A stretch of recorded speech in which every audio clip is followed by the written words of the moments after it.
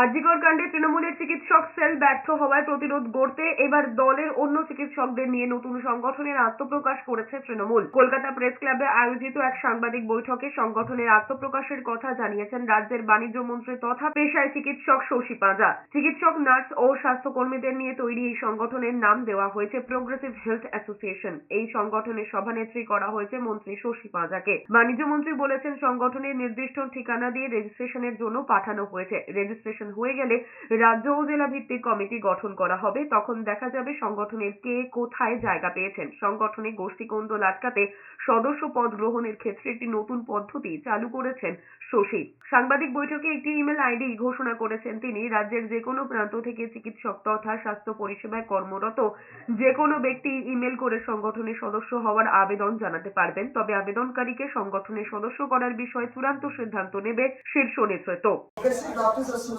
এর সঙ্গে মার্চ করবে এবং তারা যে কাজ করেছে কোনোটাই অস্বীকার হচ্ছে না।